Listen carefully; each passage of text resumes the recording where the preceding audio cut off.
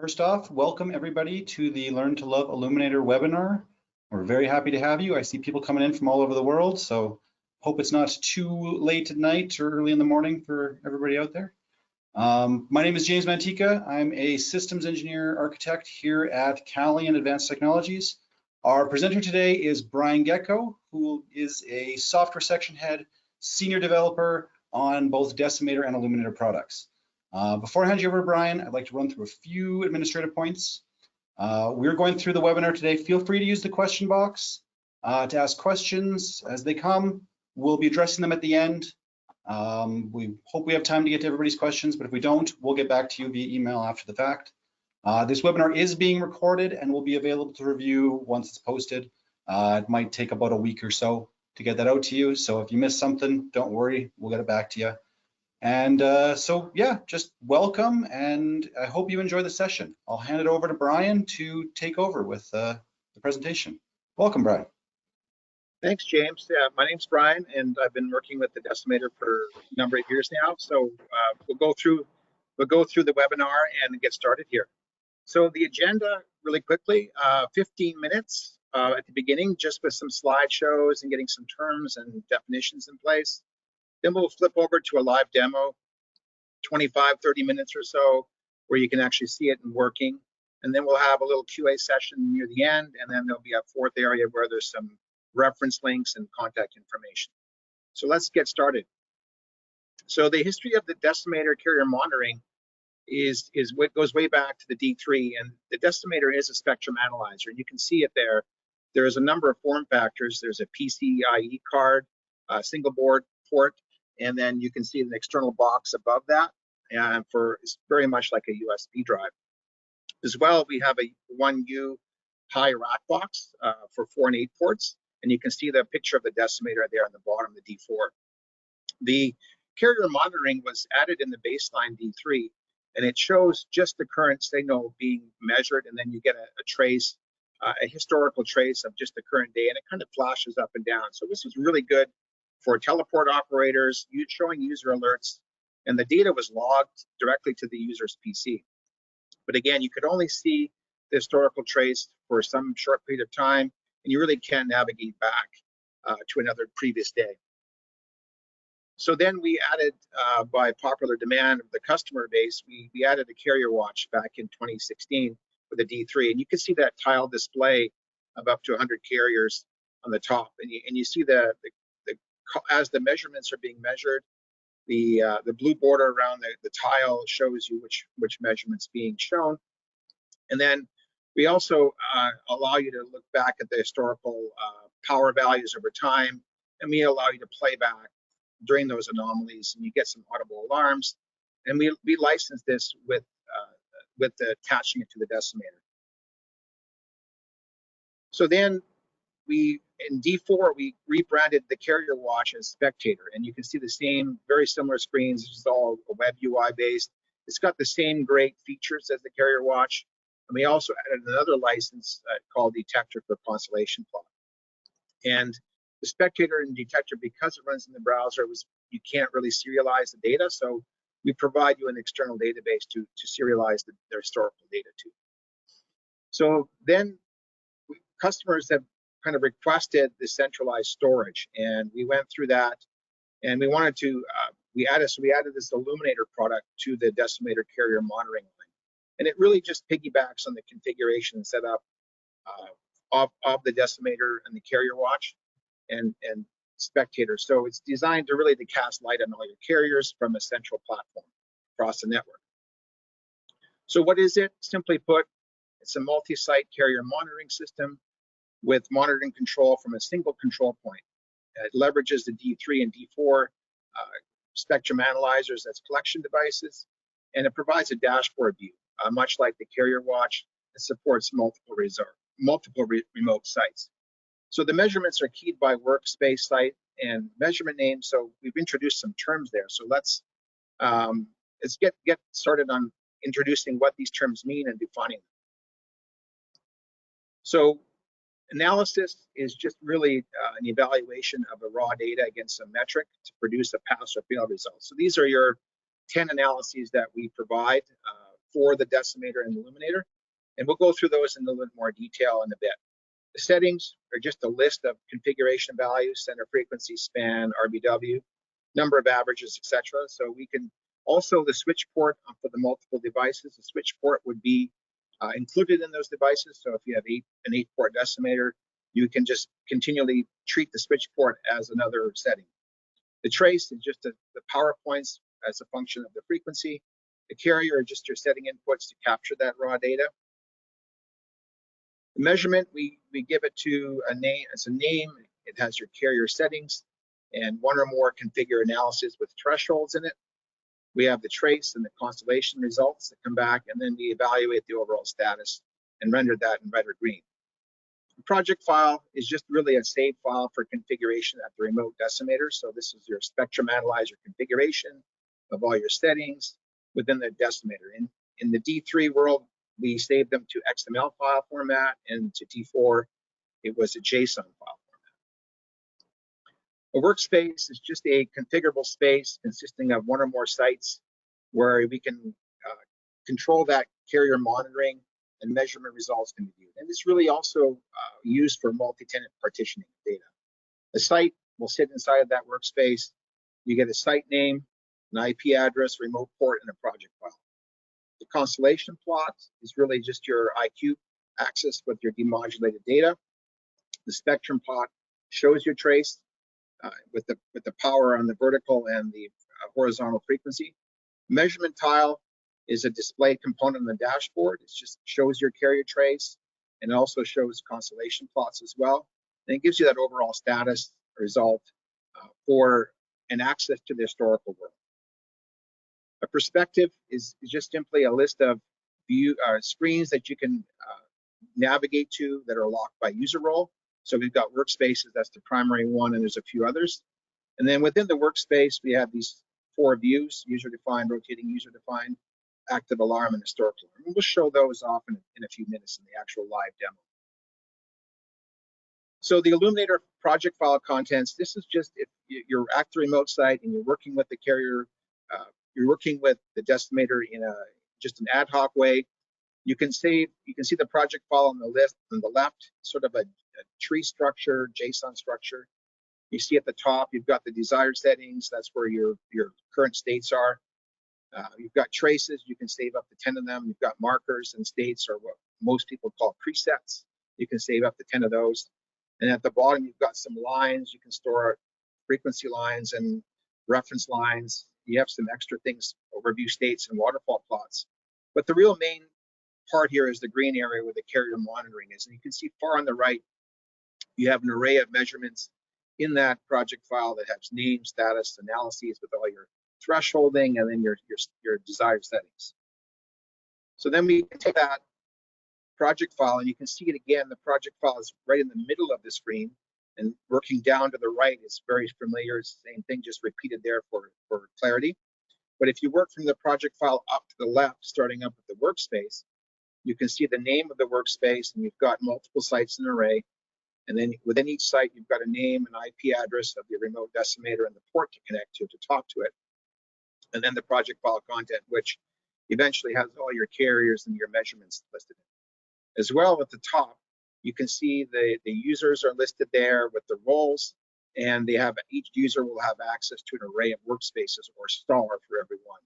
And the roles are also defined there, so it gives you some level of control as to what your users are allowed to do.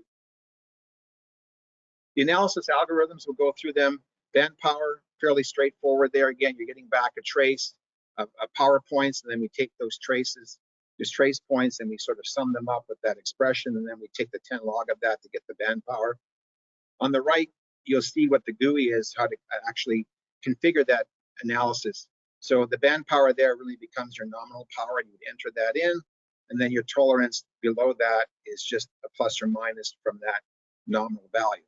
And that's sort of the same structure for every one of these analyses. Presence of a carrier, you're just taking the trace and going through and getting the max and min power, and then subtracting to get the delta power.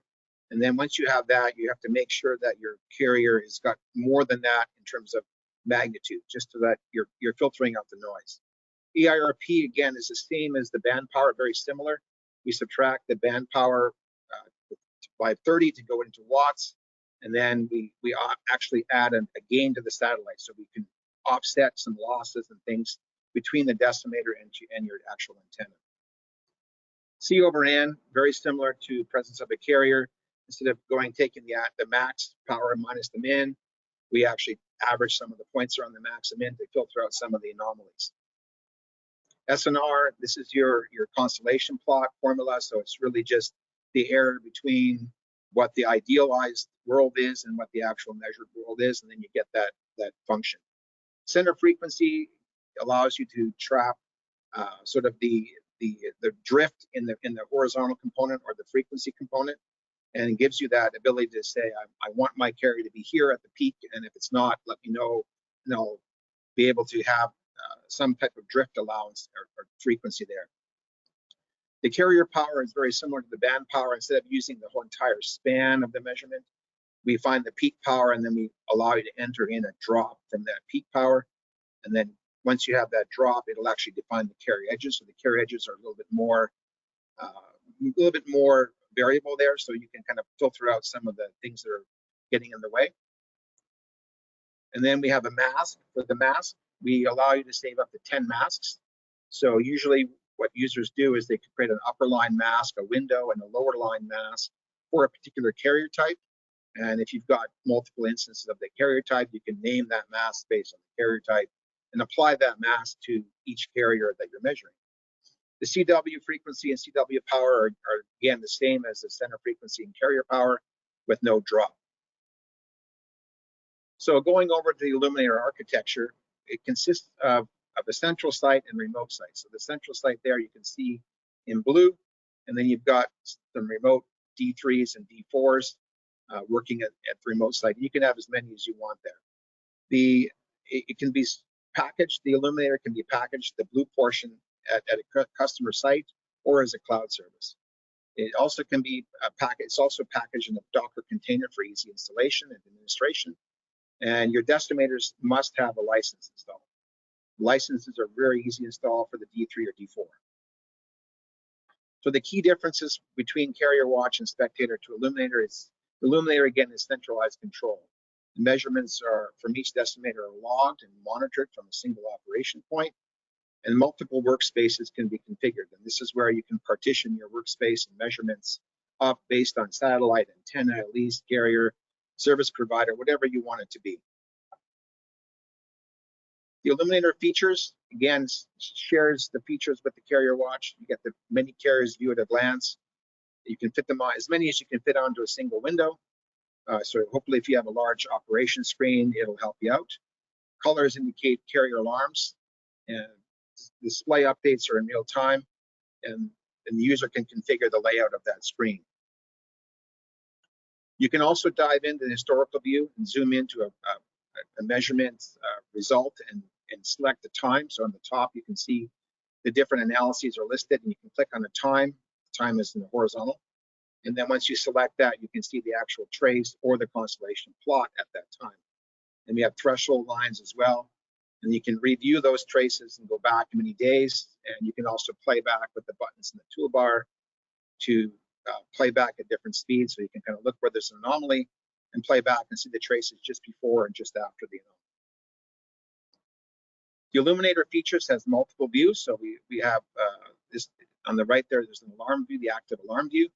So this shows you the most recently triggered carrier into alarm state in the top left, or at the bottom right being the oldest one. As carriers are resolved, the carriers will drop off the screen. So it's very much like a graphical alarm, active alarm window. So it's also, you can see that if the alarms are persistent or whether they're transient. As well, on the D4, you can set up, and the D3, you can set up your email and SNMP traps for notifications. So this will allow you to, as alarms happen, you will get an email. And when this alarm state goes from bad to good, you'll get that email. The SNMP traps will just trap and send all your band power values all the time to an external trap receiver. And you can also capture images and save them off to reports. Central site, some of the main responsibilities going back, In the blue area provides a web server and UI to view your Illuminator details. We have some user management, the workspace configuration, storage in a database, and we also serialize all the measurement results in the measurement database. And there's some commanding functions to start and stop carrier monitoring on those purple remote collection devices. We also have in the Illuminator a REST API and a WebSocket interface. So if some of our customers are actually commanding the Illuminator remotely through the REST API, and they're saying, I'm going to register in for these particular carriers from this site and just feed me the JSON, and I will deal with it in my own network, and I'll integrate it into my own system. So that's another opportunity. The remote site, the purple areas can be either D3 or D4, or we can even provide a custom spectrum analyzer. So we could do that as well if you so chose. It's some custom work, but we're open to doing that. It requires a license for the use of the Illuminator, and on the D4s, the carrier monitoring engine, we pass all the carriers down to the D4, and we start and stop, and the carrier monitoring engine works on the D4. And we do require you to have that license on the D4, so your spectator detector license. If you're a single port teleport operator, you still need that, and if you choose to go to a more complicated Illuminator solution, you don't waste that license. It's still needed. We just piggyback on top of it. The D3, the carrier monitoring engine runs on the Illuminator, so that's a little bit different, just to use the legacy socket API. So the workflow generally to work all this, you install your D3, D4 licenses, you ensure that the Illuminator account is hooked up to the D4. Then you just go in and use the Decimator as a spectrum analyzer, adjust your settings, center frequency span, and then you turn on the analysis you want to configure. So you create the measurement and figure out band power and nominal values. And we'll show this in a minute in the demo. Configure the SNMP traps and email. Then you run your carrier monitoring locally to kind of test it out. And then you save your project file to disk. On the central site, you install the Illuminator once, you get all the licensing taken care of, and you log in and create a workspace. And within each workspace, for each remote site, you add the site, you specify the site name, the IP address, and the port, and the project file. Once you're in there, then you test around trip connection to make sure all of your remote decimators are talking and you get your network links are all good. Then you add your measurements to the user-defined dashboard, and you start the carrier monitoring on the remote collection devices. Then you get to view all the log results. They're fed back to you, and you can view your historical results. So we're going to switch over to the live demo. There's about 9 use cases here. So we'll go through them really quickly, and then we'll directly into I'll just leave them up here for a few seconds. So we're going to create a project file. We're going to URL into the Illuminator, and then we're going to use that project file in the Illuminator in step 3 to get that running, just to show you how to actually do it. Then we're going to go in and look at an open workspace that we've already got running with some more historical data. We're going to generate an alarm. We're going to look at some of the data, how you can query it out and export it, look through some of the logs, the licenses, and some of the user management. So what I'm going to do now is go over to that mode, and we're going to switch over to the live mode. So what we have here in the setup, we've got very similar to what you saw in the pictures. We've got a Decimator D3 and a D4 and an Illuminator. So we're just going to show the D4. The work with the D3 to hook that up is very analogous. So what I've got on the signal here is we've got a 1400 megahertz carrier. We do have a background measurements running, so we're notified, so the performance is not as fast right now. But we'll go in and we're going to create some measurements. So let's go ahead and do that. So the first thing we can do is we've got the center frequency and span set, and we're going to go in and create some markers. So we're going to change our marker to delta, and I'm going to just go over here and I need to figure out what the band power is, because I want to know what my band power measurement nominal value should be. So by moving the markers to the left and right edge, I can see that it's -27. So I'm going to go to the carrier monitoring measurement and say new measurement, and I'm going to type in the name of the measurement, and I'm going to say 1400. So I'm just going to call it C1400. I'm going to go to the band power, and the nominal power here should be -27. So we'll enter that. And tolerance power, we're going to just accept the default there and say ±10. So that's a good thing. And let me just fighting with the windows here. There we go. So we've got one measurement added. You can see the little ball on the left.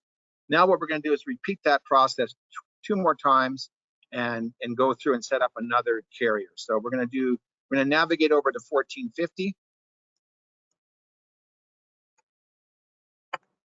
And there we go. Now I could change the span. So let's do that just for fun to show that's how it's done. So we're going to change the span, tighten it up a little bit.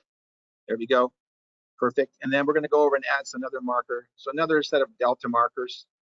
So again, we're going to drag the marker one to the left edge, one to the right edge, and we've got, about -27 again.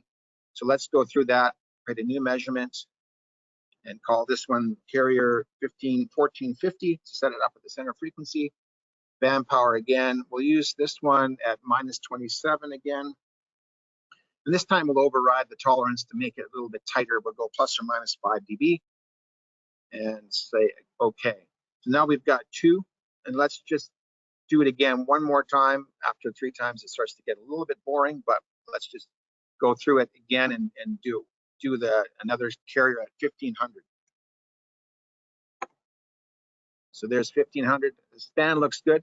This time let's do a little bit more fun here. We'll create a new measurement. We'll call it carrier at 1500. And I forgot to actually set the markers on it, so let's just do that first. So let's go back. I skipped it. So we'll just drag the markers across. And the green says, again, -27. So they're all configured the same way. So we have a signal generator there generating some signals. And this time we'll go in and put it at -27 again. But we'll add another measurement here just to kind of show you how you can do both. So this requires that the chop is above 10 dB, so we'll do that. Maybe we'll set it to 5. So this measurement has 2 analyses in there, and you can kind of hover over them. So now that you've got the measurements working, ready to be configured, what we'll do is we'll just play it. So this is how the carrier monitoring will work on your basic decimator D4. So what you're seeing there is the carriers are being on the left are being highlighted in blue, and the little green balls show that the overall state is passing. And as you measure about 2 or 3 times, you start to see the analyses results inside of the and on the plots that are overlaid. And this is fine for most maybe teleport operators, but let's do something a little bit better, and we'll show you what the spectator looks like. So we'll keep that running, and we'll go over to the spectator option, which we purchased here and enabled it, and we'll add all the carriers there. And you can see it right away. It's a little bit nicer. So you can see the actual carriers in a dashboard. If you had more, you could save. You can change the number of columns if you wanted to tile it by, 3 in a column, or if you wanted to go the other way, you can do that as well. So you can also turn on audible alarms here, and you can clear all the alarms. You can pick and choose which ones you wanted. And again, we have the other views here, the active and historic alarm, which we'll show in the Illuminator. It's very much the same. If we have the database hooked up on the outside, you could also click in and look at the historical portion by clicking on this button, and it will take you to navigate to that. You also see the carrier name there and the band power result, and then the color, of course, whether it's good or bad. So that's also shown. The settings are also displayed on the measurement, so you can actually take a look and see what you've got. So now that we've got that and we're good there, so what we'll do is we'll close this down and go back to the spectrum analyzer. And then what we'll do is we'll stop the carrier monitoring, and then we're going to export the project file to disk. So let's do that right now. So we'll save that out, and we'll call that my first project file. If I can spell it. So there we go. So that's there. And what we'll do is we'll just go in and click on that just to kind of show you what's inside of that file. So again, we've got all the settings and so forth, but the real main gist of it is you can see here we've got a measurement array, and you can see there's a 1450 and then band power. You can see the configuration and all of the settings. So now we've got that on our desk. Now we're basically done at the remote site. So we've got all our measurements configured and we're good to go. So now let's flip over to the Illuminator. And when you URL into the Illuminator, it's just it's a React GUI and it's just running on the web server. So your URL in, and then it's on a port, and then you'll be prompted with the login. So let's just log in and make sure we get in here. There we go. So we've got the available workspaces. So what we're going to do is we're going to create a new workspace and use that project file that we just exported. So we're going to go through there. So I'm going to call this workspace 1, just for my first workspace. We'll call it that. And we'll long press on that, and it'll open up the workspace. And because there's no sites there, we're going to call this a D4. And remote IP address of that decimator, let me just enter that, 192.168 and 10.10. The remote port is the communication port that is connected to. So then we just browse for the file here. And there it is, my worst. So I've got that browsed, and I click add. So now I'm in the workspace perspective. We talked about all the perspectives. So there's a list of all the perspectives. And then within the view, or within that perspective, you've got different types of views. So on the left, you can see that I call the site D4, and I've got my 3 measurements in there. So what I'll do is I'll just add them by checking to the board, and there they go. So what we've done here is we've got the site added. We've got this, the status of the balls are green right now, just because they're unknown. And then there'll be once it starts to measure, this overall status bar will either go green or red, and it'll indicate how many are red. And then there's this status bar will be all the site summaries. So here we've got the play and stop button for starting and stopping the remote carrier monitoring. We also have an icon here for ping status. So I'm able to ping successfully to that remote decimator. This icon will describe that it will go green if I'm playing and I'm seeing measurements arrive within the last 30 seconds. If it goes red and I'm playing, that means I'm playing, but I'm not receiving it. So there's a problem with the forwarding. And we've got a list of functions here that we can operate on, and we can collapse the site as well. We can collapse it this way to roll it up.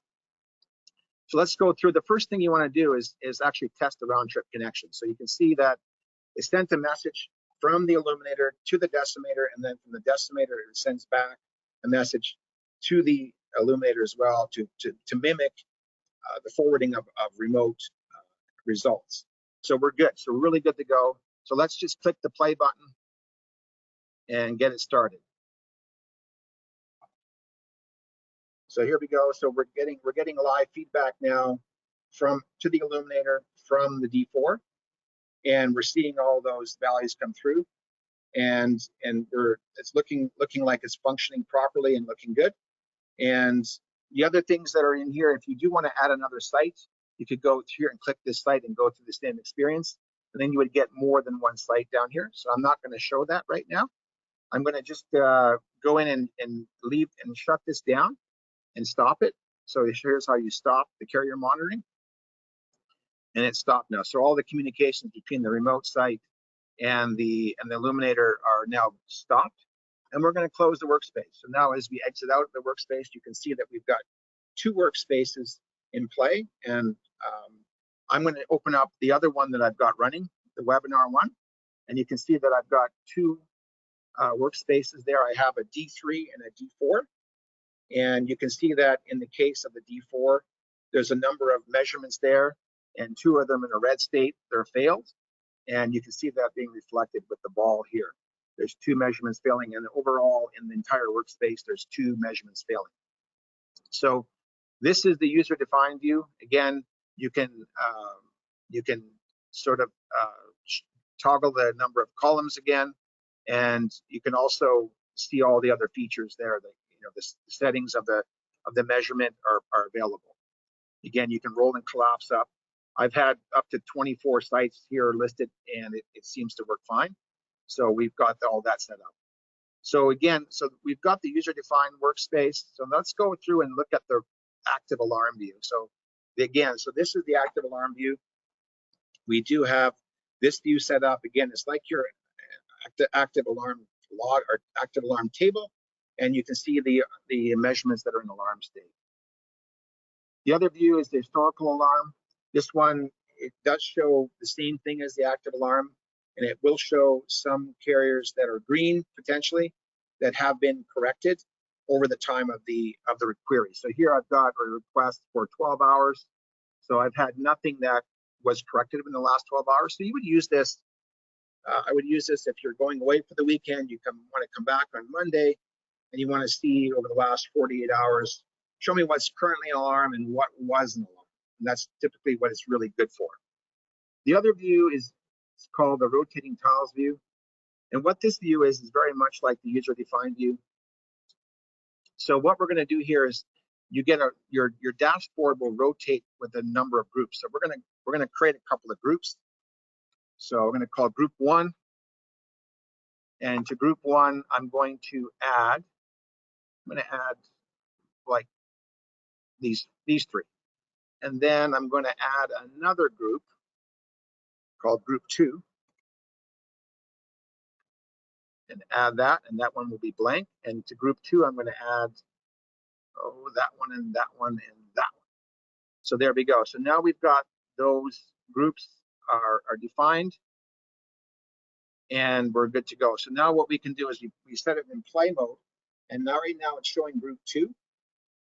And after 30 seconds, it'll toggle over to group 1. So you can see if your dashboard, if you have way too many carriers and you're not really needing to see every carrier all the time, you can kind of set this up to rotate the display a little bit and give yourself a chance to say, well, these are maybe you want to group them by carrier type or group them by some sort of significance.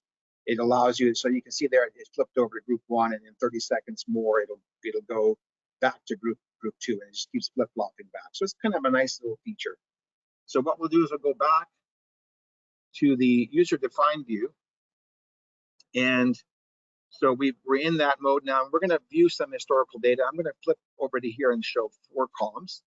And we're going to look at the historical view. So by looking at the latest carrier here, this is the latest carrier, and you see that turning blue, and it's updating very quickly. So what we'll do is we'll just double click on that, and it queries out the data here, and you can see the 1 day of data, and you see the threshold lines. So here's your band power in dBm, and I can go in and I can just use my mouse wheel to mouse in and actually zoom in and pan and zoom. So I can go to the end here and pan and zoom. And then I've got our signal is sort of being generated here, and I've got James is up next to me right now, and he's going to go at 1400. And let's just see if we can trigger that. So I'm going to go back and close this up, and 1400 just went red. So now we can see that here, and you can see the data being queried out, and you see the drop. So now what we can do is I'm kind of interested in that drop. And what I'll do is I'll zoom in with my mouse and pan, and I'm going to click on the time there, and I can bring up the trace and see the actual trace in the band power. And I'm going to go through, and I'm going to step 1 step at a time, step forward and backward, and show the trace or the constellation plot if I had an SNR analysis defined. Or I can just sit back and watch the video, and it'll actually march it through, and it'll go right to the end. So what we can do now is go out and click out, and James has just flipped the analysis back to good mode here, and then we're going to see that come back up in a few seconds. So you can see that he actually bumped it up a little bit there. So the carriers now, these are the threshold lines that we want. So we've got minus 27 plus or minus 5, I think it is, and then we're good to go. So that's sort of the historical mode. And the other thing we want to be able to do is navigate to a different day. So we can go in and look at the 13th. So I just started this yesterday, and everything was just running normally. I can come back and look at today and bring that up and see the data for that day. So you can navigate any day you want, and depends on the size of your disk. So let's just go back now and get out of this view, and let's look at some of the other perspectives that we can look at in the workspace mode. So we've done the workspace. Let's look at the logs here. So the logs, again, are very much like the other windows. They are the active alarm and the historical alarm and some of the other logs. So we want to be able to show those. And if you're looking at them more from a tabular point of view, you can see those results here. So we've got active alarm and the historical alarm. Something went into alarm and came back at the time. You can see that it's back and corrected. The audit log is just keeping track of what your users are doing, so you can kind of see in as an admin. So the logs are accessible only by admin people. And these offer exceptions and user sessions. So the user sessions, you can keep track of who's logged in where. So if I go back to the perspectives, the workspace is pretty much seeable by everybody. The logs and the data, these are all typically just your admin users. So we'll go over to the data section. The data section here is nice if you want to do a QoS report. So the QoS is a good thing to look at if you're looking for a report, a monthly report that you want to be able to see and export to your customers and make sure maybe for billing purposes, I want to know if my carrier has been up at a good time. So I'm going to go through and show how that works. So the D4 will pick the same carrier that we just did. I think it was 1400, and we'll run the QoS report. And you can see here we've got over that time range, I think it's a month. We did a month here. What it does is it totals up the total minutes that are good over the total minutes that it's been running, and it shows you here the downtime in minutes. So here it's 38 or 38 seconds, I think it is. So it was down. So we're 99.96. The other screen here is your data retention. This is specifying, we use an influx database to store all of our raw measurement data. So this allows you to say how long you want to keep that data around. So we provide 30 days by default. If you set that to 0, it will not actually delete anything and your disk will eventually fill up, but that's up to you to configure. We get about 2 gigabytes a day of data from each remote site. And then it throws in. So if you have, say, 5 sites, you're looking at about 10 gigabytes a day. As the data gets older, the database does compress a little bit, so you might get down to about a gig a day of compressed storage. But just as a rule of thumb, 2 gigabytes a day is a good number to remember. The data export here, we can allow you to export the same data instead of the QoS. So you can export that data. You pick a time range, a site in the carrier, and then what it'll do is if you have 30 days, it'll create a CSV file for every day. So it doesn't export the traces. It just exports your analysis data, like your manpower numbers, and exports it to a CSV file, 1 file per day, and then we zip it all up and we download the zip. So that's another thing that's available there too. As well, on the top screen, we have the what users in place and then whether you want to log out or not. So the user management, so we'll go through the certificates next. So the certificates, we use a self-signed certificate, and we allow you to generate a new one and actually just reboot the Illuminator after so many years, because that's always an annoyance. We use a self-signed one. We could expand that out a little bit more if you so chose, if you needed that, just to provide your own certificates and get that hooked in. Licenses, when you do log in for the first time, you get this screen. You can download an eval license request file, and that's like an REQ extension, and then you send that to us at Calian, and then we'll take that file and generate you a valid license file, either an eval, either 30 or 60-day eval, or a permanent one if you so purchase. And then this is where you would actually click on the button here to upload that license file. The user management, the last thing I'm going to actually show you today, this allows you to create different users at different roles. So let's go in and add a new user, and we'll show how that's done. So the username, we're going to call him Joe, and we're going to do the password to be really secure. We're going to go Joe and confirm. And then what we'll do is we'll make it a read. We'll make that person a read-only person, and we'll have them only allowed to see the webinar workspace. So If Joe logs in, they should only see webinar and webinar only. And that's how you can show passwords much match. Oh, I didn't get the, there. There we go. So Joe is in, and you can see he's read only. So what I'll do is I'll log out now, and I'll come back in as Joe. Let's see what happens. So Joe comes in, he's in, and now he only sees webinar, which is really good. So we turned off the other workspace. So we'll long press on that, and let's just take a look at some of the perspectives. So you can see that the actual user, the read-only user, can just read the logs and export the data. They really can't do any writing to the system. So they're not allowed to create new users and so forth. So I think that is everything that I've had to show today. So we'll go, maybe I'll flip over to the back to the webinar slides and turn it back over to James to do some of the QA. Thank you, Brian. That was awesome. We do have a few questions coming in, so I'll get you started on them. First up, and then I think we covered a lot of these during the presentation, but we'll just reiterate and cover them again. The first question is, can the playback of traces be exported? And the answer is yes. Yeah, we have an export screen.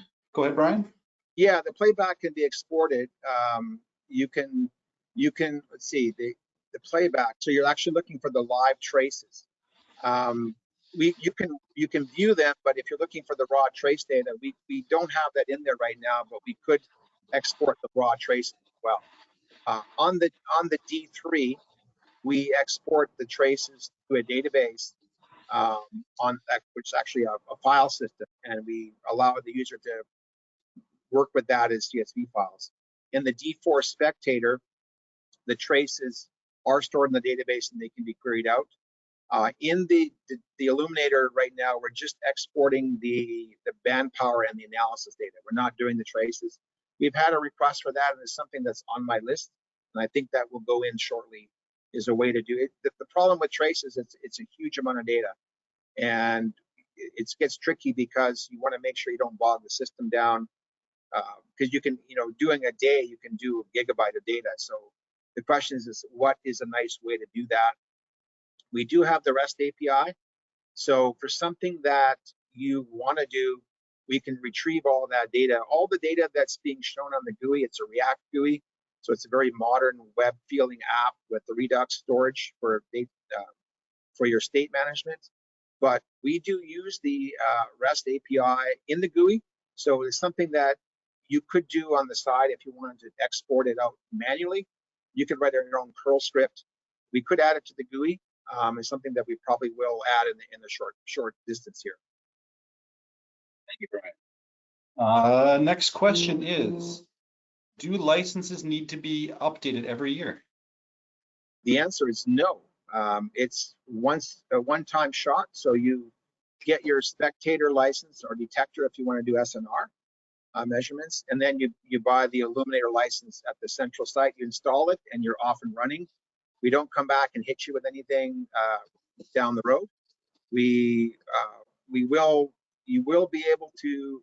I mean, the goal here of the Illuminator is to provide you with a little bit more than a really ultra simple carrier monitoring system, but we want to have that feel that you can manage the system yourself. So we wanted to make it feel a little bit simpler than a really complicated system where Calian will always have their hooks on you to, for maintenance fees. So we tried to make it as simple as possible. Obviously, we're going to be there to support you if you need to make some changes or upgrades, but we do have upgrades available for the Illuminator, and we post them, and then you'll just install them and follow the user manual installation. If you have, somebody who's, technically competent with installing software, it's not that difficult. It's fairly automated, so it should be simple. Thank you, Brian.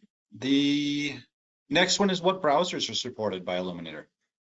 Browsers, again, because it's a React application, all modern browsers are good. So, as long as you're up to date, Firefox, Chrome, Edge, Opera, that sort of thing. The ones that are tricky are the old versions of IE, so you want to stay away from those. Okay, sounds good to me. Next question I have, and I know we did cover this already, but let's reiterate. Does Illuminator have a view-only mode for users? A view only. A view only, yeah. So you would create a user there that is that has read-only access.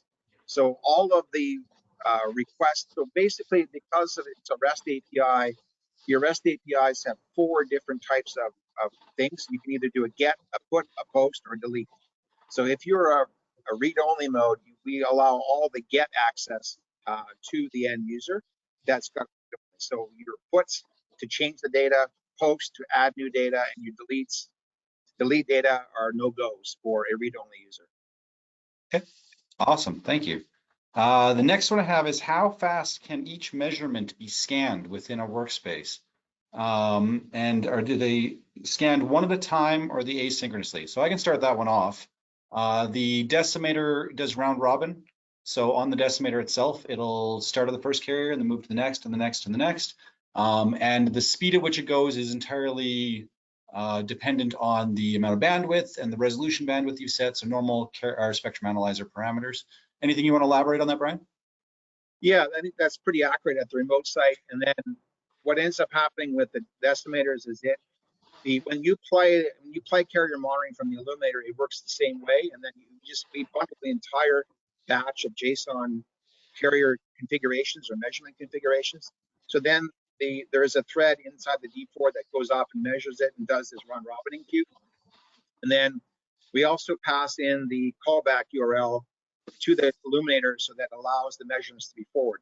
In the case that everything's working fine, and then somebody comes and pulls a LAN cable on you between your decimator and your Illuminator, what ends up happening on the decimator is it queues up about 20 minutes, up to about 20 minutes or half an hour, just because you don't have a lot of disk space. And then if the network does come back and the alarm and the measurement tries to be forwarded and that one succeeds, then it goes through all those files and starts pushing those backlogged measurements. At some point, we start throwing measurements away because you can't do anything if you can't get in. So usually you're getting about 2 to 5 measurements a second on that remote decimator. And if you have extra users in there, you're going to be throttled back. So you saw that I went in and I was messing with the decimator and I had carrier monitoring running, and you saw that little warning up top. So what ends up happening now is you got one more person in the round robin queue. So we sort of warn you, say, hey, you can use a decimator, but somebody's really using this for carrier monitoring in the background. They may have more priority, so just be careful. So you want to kind of lose your session, go in and go out of your session. I hope that makes sense. I think that makes sense. You're limited by the number of measurements that are being made. Yeah. If you want to get more measurements for one carrier, what you can do is you can break your carriers up and prioritize them by making 2 workspaces on the same piece of hardware. In other words, if I had some measurements I don't really care about, I put 100 of those in a workspace, and then I put my high priority ones, 3 of them, let's say. I need these 3 always being measured. So what will happen is workspace 1, carrier 1 will go, workspace 2, carrier 1 will go. And it goes back and forth like that. And once it gets past the 3rd one, the first workspace comes back and hits you with the first one, while the second workspace continues on with 4 all the way through 100. And by doing that, those 100 measurements will take a lot longer for you to get a measurement result back. Whereas the one in the small workspace, they're being scheduled quicker, and there's and so you get those carriers being measured more often. So that's how you can control it at a really, really simplified format. I think it makes sense. And the next question we have is there an upper limit to how many measurements each decimator can make? And what have we stress tested it to? There is really no limit. I mean, it's just because you're measuring one at a time, it's really just memory based. So we have stress tested up to 24 sites in one workspace. And for example, we're pushing, I didn't have 24 decimators. I had maybe 4 decimators running and about 20 simulators. and we're pushing about 2 to 3 measurements a second. The load on the Illuminator box was 1.5 cores, so it was pretty minimal. It's not doing much there. It's just writing to the database and updating the cache. And then the GUI is actually polling at every 2 seconds, saying, basically it's saying, give me any measurements that arrived since this last time I polled. And it shows that, and it shows it to the screen. So we could WebSocketed it, but we didn't choose to. We wanted something that was a little bit lighter load on the Illuminator central site. And we found that to be, so it's working fairly well there as far as load goes. Awesome. We're running out of time for questions. We still have a few more slides we got to get to after that with some follow-up. So I'll do one last question, and it is, can you demo the waterfall analysis? Okay, so the waterfall is something that's not on the Illuminator, but it's on the Decimator. So let's just go over there and we'll show that. We'll flip over to the waterfall right here. And so there it is. So what it's doing here is you're on your horizontal, you've got your frequency, and on the vertical, you've got your time, and then your color is your power. So as you move your mouse around, you can see something there. So if I went and actually did something, I probably could show this. Let's see, what carrier am I on? Let me just see if I can do that for you. So we're at 1500. So if I go back to the waterfall, and let me just go over and tweak 1500 here really quickly.